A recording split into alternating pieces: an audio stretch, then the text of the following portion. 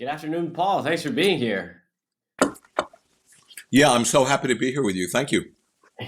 I would love to chat about the general broad theme of cognitive malware and the stuff, ideatic stuff that floats around in the zeitgeist that gets stuck in our brains and gets us fixated on erroneous things or suboptimal things, and that perhaps in aggregate lead to this very terrifying situation that we find ourselves in as a species. Um, So I would like to put myself in your shoes. I've read a lot of your work and seen a lot of your videos, and you describe an encounter with evil, and you describe it as it wrecking your family, and you sort of having to decide very intentionally to look at this thing in the face. I want to go back to that moment. What did it feel like to look at this thing in the face? Yeah. Well, I mean, it's still an ongoing process, but that's exactly right. In other words, just in my personal life in my experience with my family, this was over 40 years ago, and the story isn't important other than to say, like my father was in the role, he was the instrument through which the evil came through. And it wasn't just his personal evil. It was like evil, like archetypal evil, the stuff that myths and fairy tales, talk about. And so he had just unwittingly offered himself to be an instrument for this transpersonal power to come through. And what was interesting, and I was the recipient of it, and of his rage or blame or hatred or whatever he was just, acting out. But the thing that really got my attention was how the field, the whole family system, the non-local field, and then at a certain point, the mental health system, that got called in, the whole field configured itself to, in a way, support the abuse, as if they were like protecting the abuser, as if it was some sort of higher dimensional energy that I was beginning to see. And then, I was so deeply suffering as the result of being the recipient of that evil. And keep in mind, I was in my early 20s, so I don't think anybody could be prepared for that. I didn't have context for it.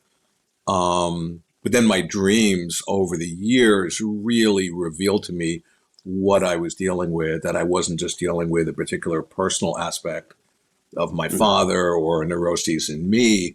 No, there was some like deeper cosmic drama that I had gotten enlisted into. And then, I was in such deep suffering that I went so inwards and had an awakening. And, there's a whole big story about that I won't go into now. But then I got in the clutches of the psychiatric system, and they right away diagnosed me. And then I began to recognize, wait a second, the same evil that was coming through the person of my father is now coming through the system of psychiatry, almost like an iteration of a fractal. And then I began to realize, oh my God, that's the same evil that's coming through the body politic of our species that's playing out collectively on the world stage. And that's when I began to realize, oh my God, I'm having a revelation, through the act of encountering this evil. And, and there's a danger of looking at it in the face too soon, or even looking at it in the face at all. You can get turned to stone, like looking at Medusa, mythologically speaking. And, so you have to sort of, like in the myth of Medusa, you have to approach it via reflection, via the mirror shield. The hero approaches Medusa and cuts the head off. And so I've been, with an open heart, reflecting upon what I've been seeing, and more, it's empowered me, and it's unlocked my creative voice. It's connected me with myself. But if I didn't have a strong of enough developed sense of self, it could have killed me. It could have completely driven me crazy or overwhelmed me, So I can say a lot more, but that's just a little bit. No, and I think that really captures, I think, a general zeitgeist collective sense of dread in the fabric of society these days, where there's a little bit of a fear that the illusion we've been playing out is a bit too brittle and a bit too fragile. And so there's this anxiety, the spectrum from full-on anxiety to full-on depression of how to wrestle with this stuff. But I wanted to ask you a bit more specifically, how do you feel that this, before we get to naming it, which I'm excited to do, but like this phenomenon manifests in the body politic at large today? Yeah. Oh, well, it's manifesting all over the place. It's manifesting, just take your pick, whether the Mm-hmm. war in Ukraine or the current thing with Israel and Gaza or the COVID thing, the vaccination thing, the Trump thing, the Biden thing. Take your pick, and, you know, like, one example, so getting to the name, just to jump ahead to that, indigenous people call it Wetiko, which I liken to a mind virus. And before I came across the word Wetiko, I called it malignant egophrenia, ME disease, me Mm-hmm. disease. It's a misidentification of who we think we are. And then very creatively, I pointed out, oh, you could think of, so there's malignant egophrenia, ME disease, me disease. Maybe you could say the inner name would be like mad emperor disease, when somebody gets in the position of power and they abuse it just because they can. Or maybe the secret name you could call Middle East disease, because what's playing out in the Middle East, not just right now currently, but for decades, Mm-hmm. it's like an acute outbreak or inflammation of the disease that the whole system, the whole body politic of humanity is suffering from. So encoded in what's playing out in the Middle East, we think about what's happening now with Israel and Palestine, and it depends, where do you start the narrative? Oh, Mm-hmm. well, gee, the Palestinians were, they're like animals, they're demons, they attacked Israel and killed civilians. So yeah, that was barbaric, but you have to understand the context. We're like, well, here Gaza is like is an open air concentration camp where the Palestinians are being genocided by the Mm-hmm. Israelis. Well, that all of a sudden creates context. But the Israelis now bombarding Gaza as a result of the attack by Hamas, they're doing that to keep themselves safe. Well, that's actually going to Mm-hmm. create the opposite of safety for them. You see, that's the spore print of Wetiko, that Mm-hmm. what you try to do to like serve your own process and protect your interests and keep yourself safe actually has the opposite effect.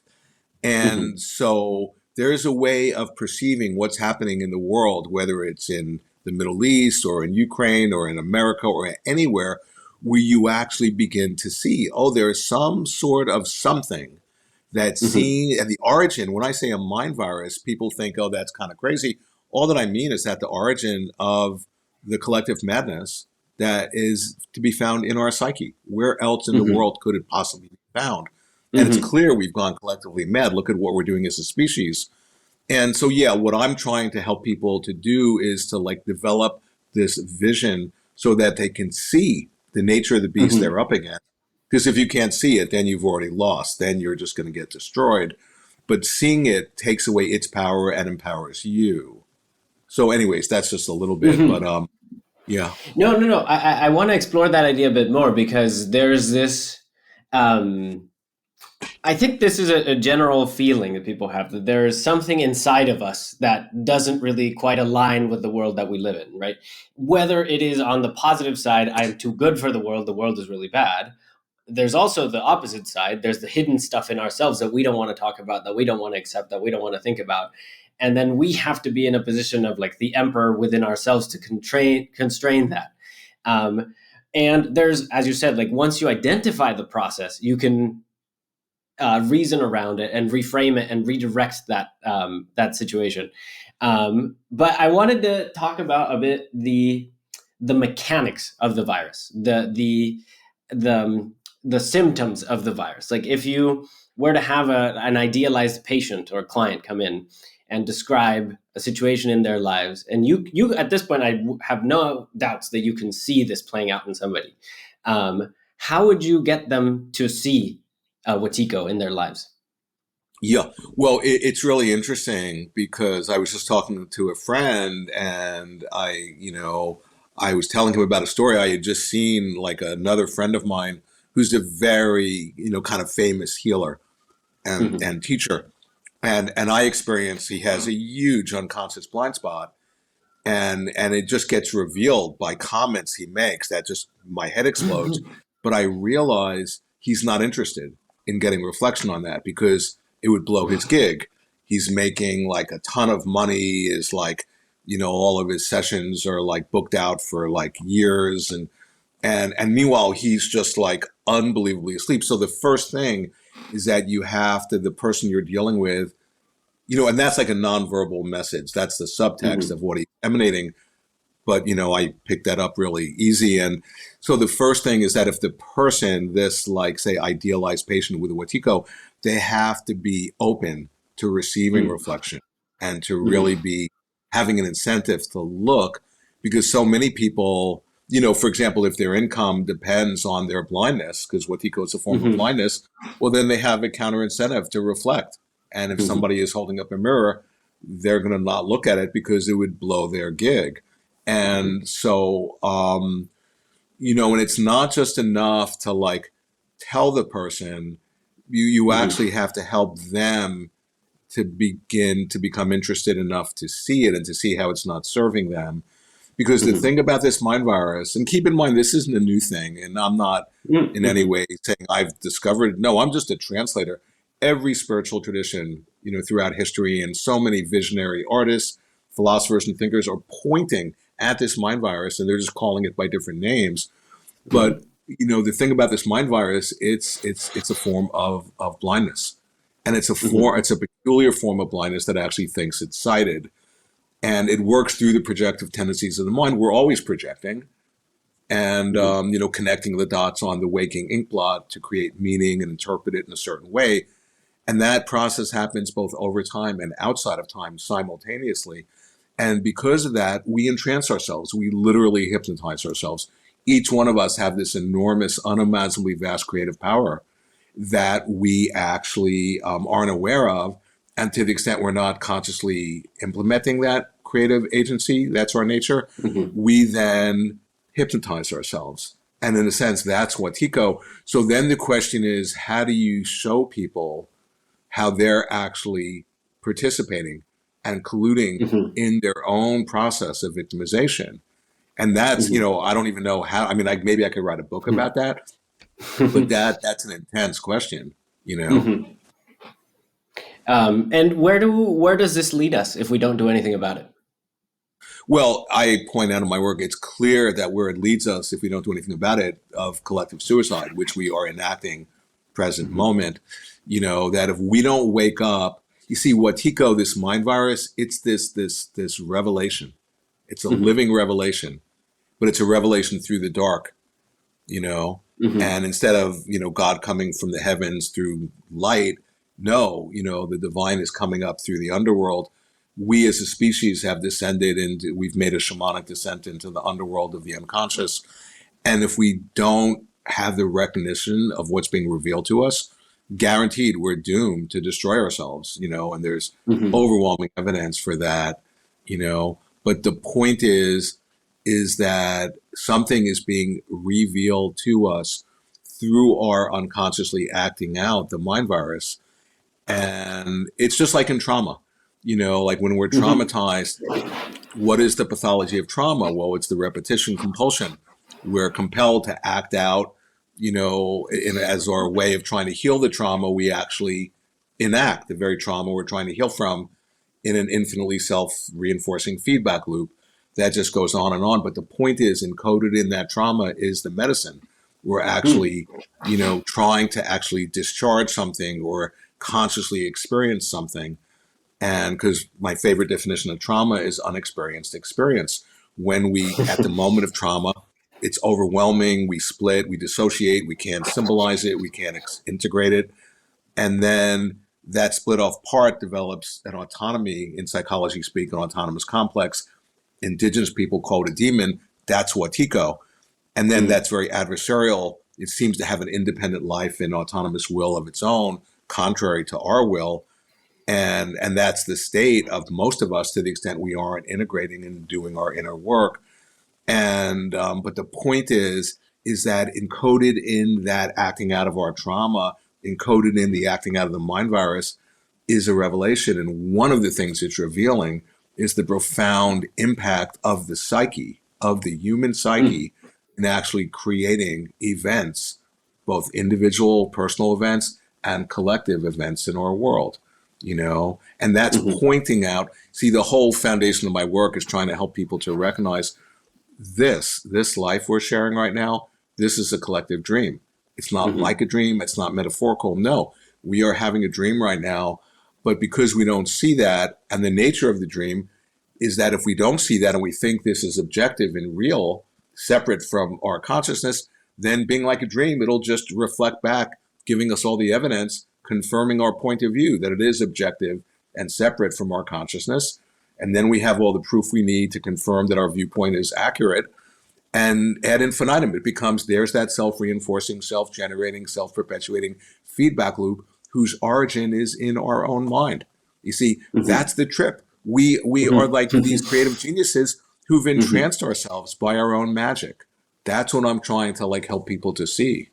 I want to ask you a bit of a spicier question. Do you really think that there's a big difference between Wetiko's will and ours?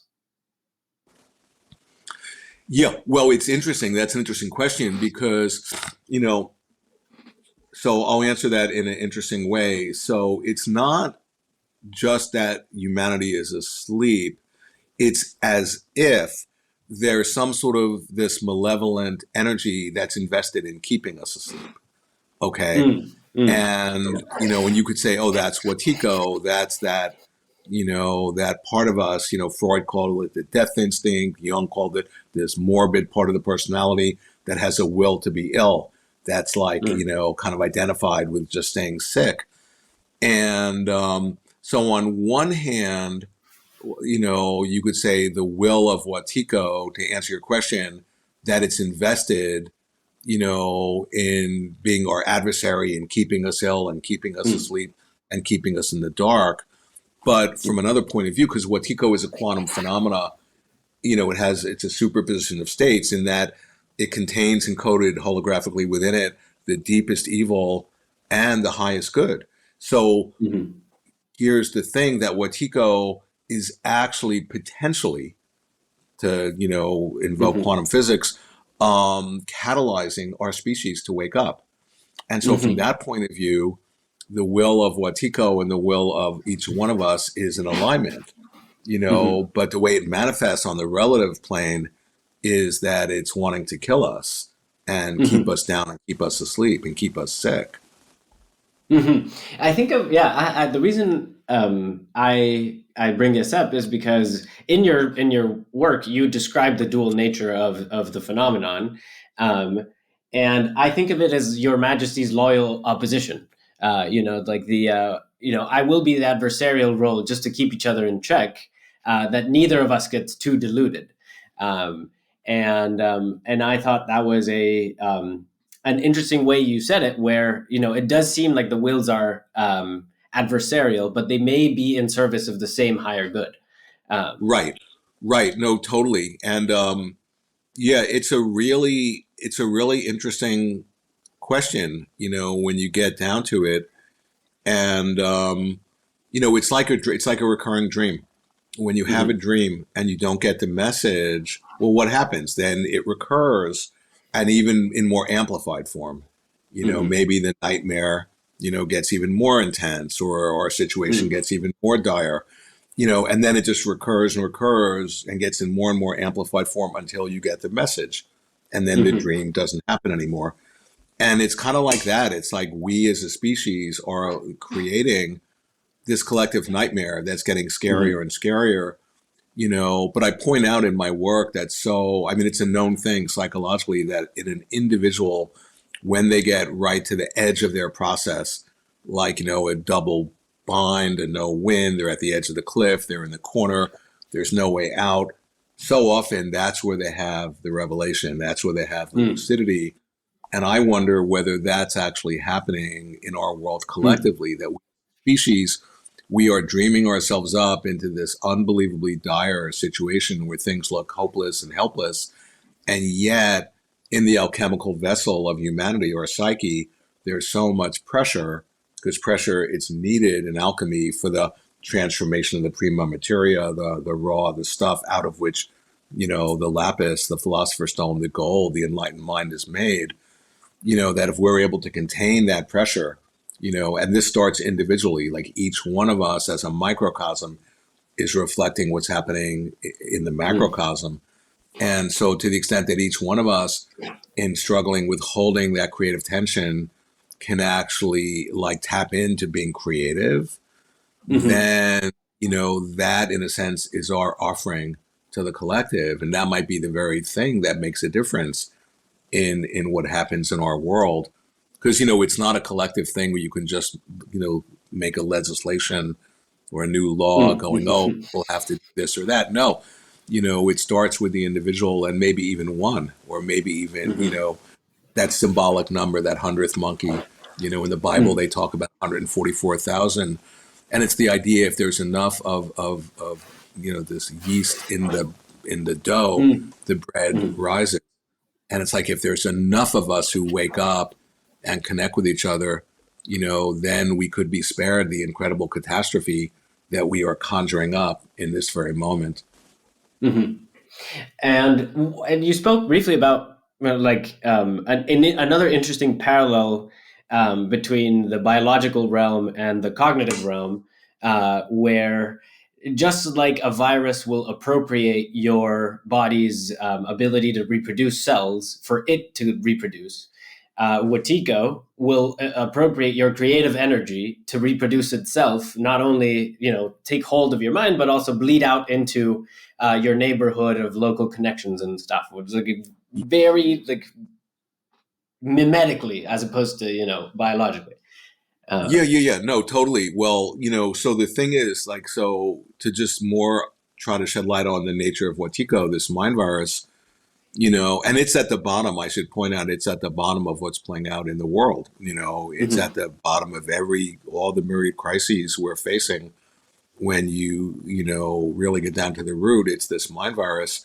And this mind virus has, for example, in the apocryphal text of the Bible, they talk about Wetiko. They don't call it that name. They call it the counterfeiting spirit. And they point out it has no creativity at all, but that's why it plugs into our unconscious creativity, like you were saying, and turns it against us. But it's a master impersonator. It puts us on. It's a master mime. It will impersonate us. And here's how it works. If we're not awake in any given moment, Wetiko will offer us a fictitious version, a fake identity of who we are. It'll typically offer us, oh, you're limited, you're traumatized, you're wounded, giving you all the evidence to confirm that. And if you're not awake in that moment and you then identify with Wetiko's version of who you are, oh, I'm traumatized, I'm wounded, well, then it has you. Then it can manipulate you and can control you. But the implication is that if you're in touch with your nature, with your true nature, and what is our, it's such a cliche, to be in touch with our true nature, with who we are, what does that even mean? And I point out in my work, well, our true nature by its very nature is creative. So when we're in touch and have realization of our nature, we embody and express ourselves creatively. And the more we do that, the deeper we have realization of our nature in a positive feedback loop, but when we get hooked by Wetiko's version of ourselves, like I was saying, think about what I'm describing. So we see Wetiko, it can't steal our soul, but it can trick us into giving it away.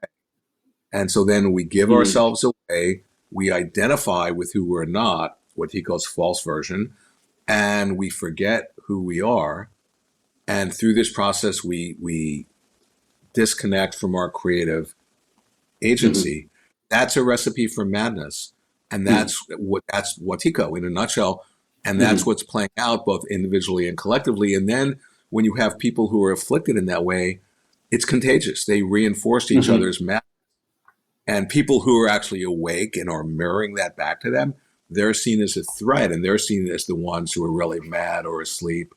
I mean, it becomes an upside down world, just like we're seeing in the world today. And I think so I was struggling with the ways to deploy creativity to dispel the effects of the malaise. And I think it also is a creative challenge to know how to react in Wetiko-ridden situations such that you're not necessarily perceived as a threat, but you somehow still convey enough information that you are cheekily awake, and that maybe we're all just characters in a play that we're playing out, and we've convinced ourselves that this is the real thing. And so even in that notion of, even in the threat of personal peril for speaking out, there is an imperative for creativity of how to overcome that, right? That what stand-up comedians have long done, and artists of great caliber have always done, is like they're controversial, but they're not ultimately antagonizing for everybody. And I think that is an exciting component too, because I think that like one of the things that I was struggling with, certainly during the pandemic, with facing all the horrible crises that we find, is this helplessness, this like, oh, there's nothing we can do about it. It seems to be so far outside of our control. But if we can engage with it 1 minute at a time, or one instance at a time, where you can sort of like dance with it, then those little victories will compound. And I wanted to lean on that a little bit, because one of the tools you describe in the book to identify Wetiko, but also to start redirecting its power for good, is symbolic awareness. So I wanted to hear your thoughts on how you approach that. So so symbolic awareness, that's straight from Jung. He spent his whole life trying to bring in symbolic awareness. So what is the symbol? Symbols are the language of dreams. And symbols are different than signs. Signs can be understood in a literal way, like an example, one way, do not enter. That has a literal, very unambiguous meaning, where symbols are the emanation of something deeper.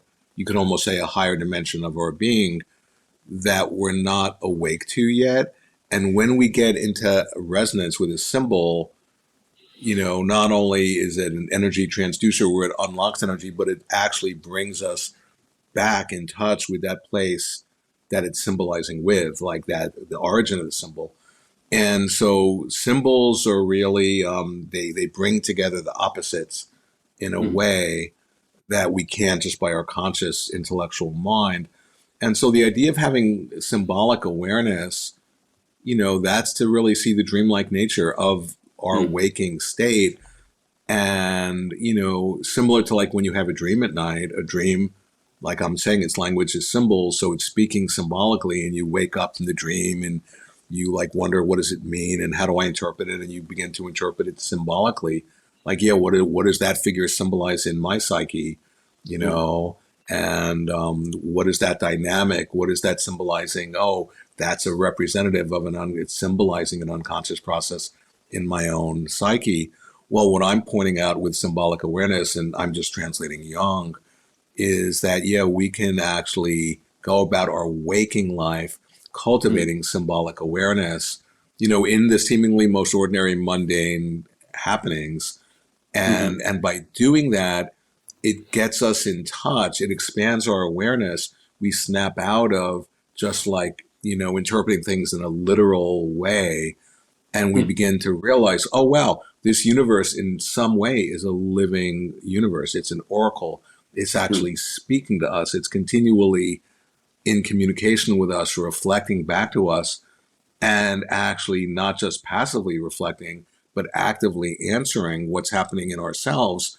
That's to have the realization that the universe is some sort of revelatory phenomenon. It's an oracle, and its language is symbols. And that's to see the dreamlike nature, because when I had that experience in 1981 of having this huge awakening based on the incredible suffering and trauma from my father, one way of very simply describing what I experienced was I began to wake up to, oh my God, we're having a collective dream. This is nothing other than a dream that we're all like dreaming up moment by moment into materialization, but we've entranced ourselves by our own, in a sense, creative power. It's like we're the sorcerer's apprentice that have hypnotized ourselves by our own magic. It's almost like we've conjured up a tiger out of our imagination, but then the tiger devours us, And so we have this incredible gift, this incredible power, but because we're not awake to it or conscious of it, it's then killing us. And Wetiko is more than happy to plug in to that part of us that's creative, like we were saying, and turning it against us, you know?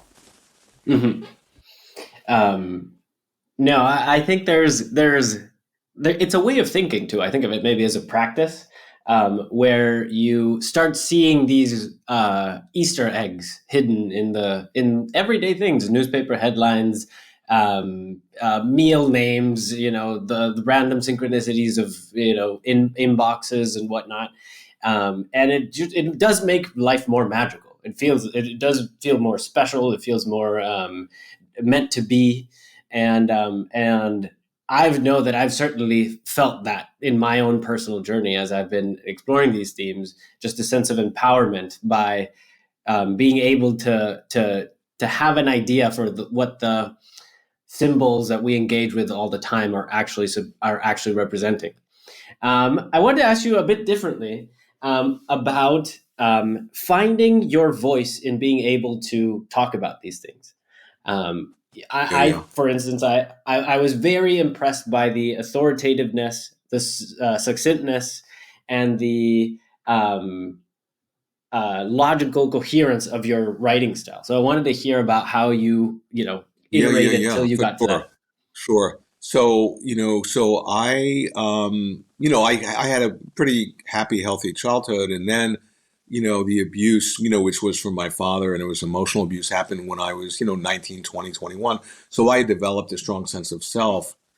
And, but that being said, the abuse was so overwhelming and it so changed the trajectory of my life that for decades, I can only describe what had happened in a couple of sentences. I just, because I hadn't connected with my voice yet. And then as I began to heal and integrate what had happened, and, the abuse was so overwhelming, it totally destroyed my entire family. I mean, I haven't had a family for over 20 years. And, but then at a certain point, once I metabolized sufficiently what had happened, the trauma that had happened, I connected with my voice. And that's when I began to write my books. And I wrote a book, a 600-page book about, my personal experience of the abuse. And that was profoundly healing because there's something about finding your voice and connecting with your inner guidance, with your daimon is one word for it, which actually means the guiding spirit. And, when you connect with your daimon, with your genius, with your muse, with your angel, there are a lot of different names. And when there are so many names of something, it's an expression of there's this miracle quality to that, whatever it is, that they're all naming in different ways. But it helped me to find myself and my vocation and what I'm here to do. And it connected me, it unlocked my creativity. So there's something incredibly profound about finding your voice. Now, the thing which is interesting, I point this out the last few years with what's happening, how Wetiko is playing out in the world. I don't think anybody needs to be convinced that it's not safe to speak our voice. Like if you have an opinion that's contrary to the agreed upon narrative, all of a sudden you get censored, you get deplatformed, you get demonetized. And that's an expression of when Wetiko is in the room, it's, so to speak, it's not safe to just be yourself, to speak, to shine your light, to creatively express yourself. And that needs to be factored in. That's one of the equations. That's one of the factors in the equation of how do you deal with Wetiko. And that's why, it's important to speak your voice, but it's also important to integrate being skillful. Because if you're going to speak your voice and you're just going to get, censored and your whole way of making a living is going to be gone, well, that's not worth the cost, maybe. I mean, it maybe it is, but maybe it's not. And so you have to really, in Buddhism, they talk about having skillful means. And but finding your voice, you see, that's why again and again, I point out that the real medicine for Wetiko is being creative. That, it doesn't make a difference in what medium. And, and I'm not even talking just the flatland version of painting or drawing or dancing or writing, but just the way we live our lives, the way we think, the way we wash dishes, that can be creative. And there's something about, for me, when I tap into, being creative, which I prioritize every day, it's like Hmm. oxygen for my soul. Hmm. It like helps me to navigate the madness without being burdened by it. But on the contrary, it feels Hmm. like, no, this is like a healthy response to the madness, is to speak my voice in a creative way that actually can help people and that actually is Hmm. healing myself. Hmm. No, I am so grateful to hear you say that because, and I think also what to amplify your caveat at the end that creativity is a moment by moment thing. It's not.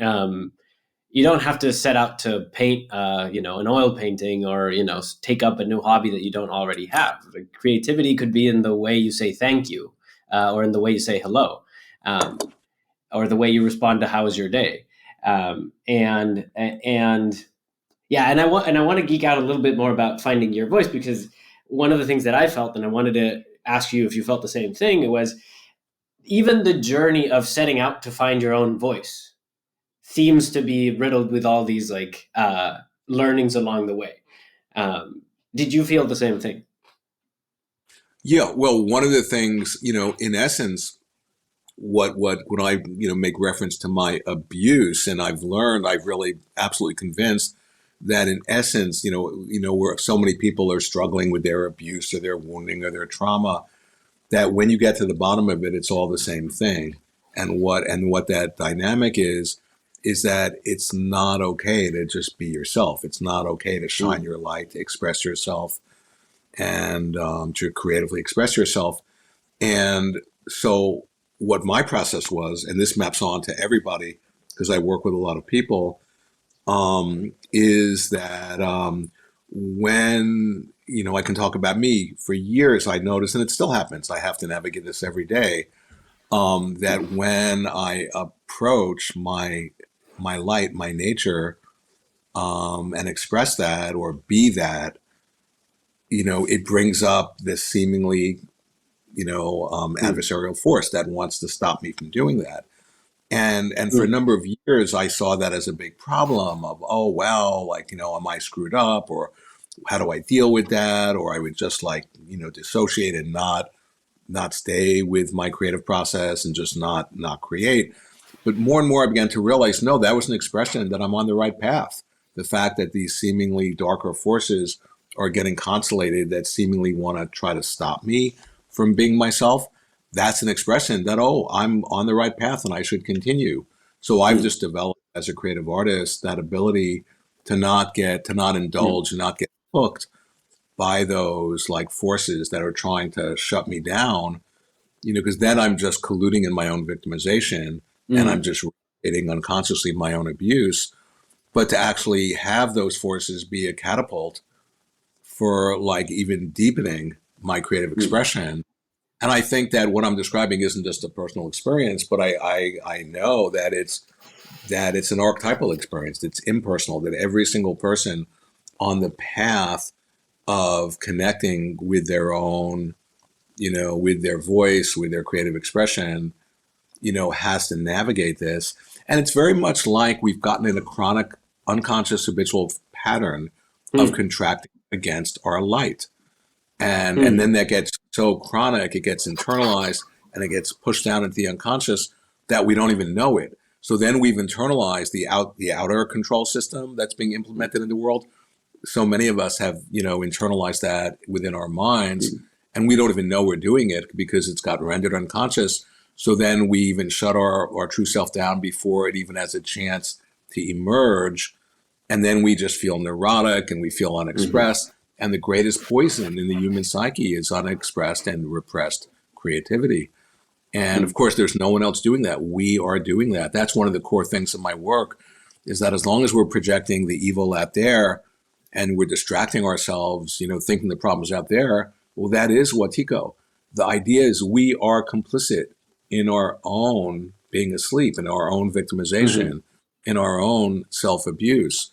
And to begin to wake up to that, it involves an enormous responsibility because then you can't blame mhm, anybody. And you have to mm, accept, no, I'm actually, like quantum physics has proven this, that I'm actually creating my experience. of myself and my experience of the world each and every moment. There's no one else doing that. I'm the one doing that. By the way I interpret what's happening and the meaning I place on it, I resonate extremely with all these concepts. And before our time is up, I wanted to explore one last topic with you, which is the vague topic of resonance and sympathetic resonance. Would you like to share a little bit about that? Yeah. Well, the thing is that Wetiko, this mind virus, is contagious. And if we're not, really connected with ourselves, because in a way we're a multiplicity of selves, and at any given moment, one of our alter personalities, which isn't pathological, we all have a multiplicity of selves, but gets in the driver's seat, of our vehicle, and then it's the one driving our behavior and our perceptions, and our emotions. And the idea being that, this world is filled with magic, like quantum physics again and again says. And, it's great to be empathic. I mean, we're all naturally empathic. But when the human species is very sort of like having this suggestible nature, and we can, catch other people's points of view and internalize them and make them our own. That's sort of the sympathetic, magical aspect of when you're around somebody, particularly when somebody is convinced that what they're seeing or saying is true, even if they're lying to themselves, as long as they believe their own lie, that has an incredibly convincing effect on the listener. So, we all affect each other and influence each other. And that's both good and bad. It's an expression that we're not separate, but we can also, if we outsource our own sense making and meaning making and authority, and that person seems smart. I'll just like trust what he's saying. Well, even though they might seemingly be smart, they might be wrong. And so, we're all like casting spells on each other and ourselves. And if we're not in touch with our nature, we can easily, through the whole sympathetic energy, this resonance that you're talking about, we can get put under the spell of different like agreements that, no, this is what's happening in the Middle East. This is what's happening in Ukraine. Putin is like this, Biden's like that, Trump's like that. And if we don't do our own investigation of what's true for us, we're then going to get, kind of dreamed into somebody else's dream and disconnect from ourselves. So that's why it's really important for each of us to prioritize our own process of individuation, of becoming an undivided individual, who's not just outsourcing their authority. Because as soon as we do that, the powers that be of the state are more than happy to take our power from us that we're happily giving away. And then, they tell us what reality is instead of us actually discerning it for ourselves, Paul, this was great. I really appreciate your time. I really appreciate your work. Thank you for taking a shot on me. I'm excited to catch you soon. Yeah, totally. No, this was super fun. It's just great connecting. Really, thank you so much. Yeah, no problem. I'll send you a copy as soon as it's done. Great. Thank you.